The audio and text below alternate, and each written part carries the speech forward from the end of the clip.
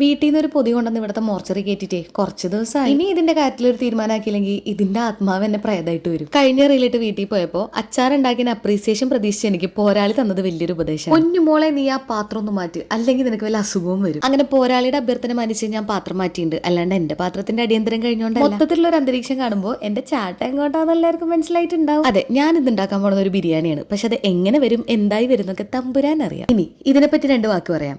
ഇത് വല്ലാത്തൊരിതാണ്. കക്ക ഇരുന്ന് കടുക്കാന്നൊക്കെ പറഞ്ഞിട്ട് പുള്ളിക്ക് കുറെ വിളിപ്പേര്. പണ്ടൊക്കെ മുഴുവൻ കക്ക വാങ്ങി പുഴുങ്ങിയിട്ടാണ് ഇതുപോലെ ചേറ് പുറത്തെടുത്തിരുന്നത്. ഇത് കളയാണ്ട് യൂസ് ചെയ്യണവരുണ്ട്, പക്ഷെ എനിക്ക് എന്തോ അത് പറ്റില്ല. വീട്ടിൽ നിന്ന് മാറി നിൽക്കുന്നവർ പോകുമ്പോഴുള്ള പെട്ടിയിൽ ഇതിന്റെ അച്ചാറോ ഫ്രൈയോ അത് ഫറലാണ്. അങ്ങനെ ഞാനും കൊണ്ടുപോയിട്ടുണ്ട് 2 കിലോ അച്ചാർ. പക്ഷെ ഹോസ്റ്റലിൽ ഇതിന്റെ ഡിമാൻഡ് കൂടിയുണ്ട് അതിന്റെ സപ്ലൈ ഞാൻ അങ്ങോട്ട് നിർത്തി. ഇതും മുതലാവണ്ടേ. പണ്ട് തൊട്ടേ വീട്ടില് കടൽ മീനുകൾ മാത്രമേ വാങ്ങാറുള്ളൂ. അതുകൊണ്ട് ഇതിന്റെ മൂത്താപ്പാടം മോനായിട്ടുള്ള കല്ലുമ്മക്കായനെ ഞാൻ അങ്ങനെ കഴിച്ചിട്ടില്ല. കാരണം പുള്ളി കടലിൽ നിന്നല്ലല്ലോ. ഞാൻ സ്വന്തമായിട്ട് കടലിൽ നിന്ന് കൊണ്ടുവന്ന് എന്തെങ്കിലും എന്റെ വീട്ടിൽ കുക്ക് ചെയ്തിട്ടുണ്ടെങ്കിൽ അത് ഈ സാധനമാണ്. കടലിന്റെ അടുത്തുള്ളവർക്കൊക്കെ അറിയുണ്ടാവും, ഒരു സീസൺ ആകുമ്പോൾ കക്ക ഇങ്ങനെ കരയിലോട്ട് വരും. അത് ഓടിപ്പോയി പറക്കിയെടുക്കല് ഭയങ്കര രസമുള്ള ഒരു പരിപാടിയാണ്. ഇത് ഫ്രിഡ്ജിൽ നിന്ന് പുറത്തെടുക്കുന്നത് വരെ എന്റെ പ്ലാന് നല്ല തേങ്ങാക്കൊത്തൊക്കെ ഇട്ട് വീട്ടിലെ പോലെ ഫ്രൈ ചെയ്യാനായിരുന്നു. പക്ഷെ അങ്ങനെ ചെയ്യുമ്പോൾ ചോറിനൊരു ഒഴിച്ചുകറി ഉണ്ടാക്കേണ്ട സ്ഥിതിവിശേഷം സംജാതമായതിനാൽ ഞാൻ വിചാരിച്ചു ഒരു ബിരിയാണി അങ്ങോട്ട് ഉണ്ടാക്കാൻ. കക്ക കൊണ്ട് ബിരിയാണി, സത്യം പറഞ്ഞാൽ ഞാനത് കേട്ടിട്ട് പോലുമില്ല. യൂട്യൂബിൽ അടിച്ചു നോക്കിയപ്പോൾ ഇങ്ങനെ ഒരു സാധനം ഉണ്ടെന്നുള്ളത് മനസ്സിലായി. പിന്നെ റെസിപ്പിയൊക്കെ നമ്മളെ സ്വന്തം തന്നെ. പിന്നെ പച്ചക്കായന്റെ തൊലി കൊണ്ട് ഉപ്പേരി വെച്ച് തിന്നണം നമുക്കാണോ കക്ക കൊണ്ട് ബിരിയാണി ഉണ്ടോ എന്നൊരു സംശയം. അതുപോലെ ഞാൻ എപ്പോൾ ഉണ്ടാക്കിയാലും എനിക്കൊരു തൃപ്തി വരാത്ത സാധനമാണ് ഈ ബിരിയാണി. നല്ലൊരു ബിരിയാണി ഉണ്ടാക്കാൻ അറിയുന്ന ആള് എന്തുകൊണ്ടും നല്ലൊരു കുക്കാണെന്ന് ഞാൻ പറയും. ഇപ്രാവശ്യം രണ്ടും കൽപ്പിച്ച് ആ ഫ്ലേവർ കിട്ടാൻ വേണ്ടി മുളക് പൊടി ഇടാണ്ടാണ് ഞാൻ ബിരിയാണി മസാല ഉണ്ടാക്കി. അപ്പോഴാണ് ഞാൻ ആ നഗ്ന സത്യം മനസ്സിലാക്കിയത്. ശരിക്കും ബിരിയാണിയിൽ മുളക് പൊടി ഇടില്ല അത്രേ. കാണാനുള്ള ലുക്കിലൊന്നും ഒരു കുറവില്ല. ഇനിയിപ്പോ ഇത് വായി വെക്കാൻ പറ്റുമെന്ന് മാത്രം നോക്കിയാൽ മതി. ആർഭാടത്തിന് അലങ്കാരത്തിനൊക്കെ വേണ്ടി കുറച്ച് ചെമ്മീനച്ചാറും കുക്കുമ്പറൊക്കെ ഉണ്ടെങ്കിലും ഇന്നത്തെ താരം നമ്മളെ കക്ക ബിരിയാണി തന്നെയാണ്.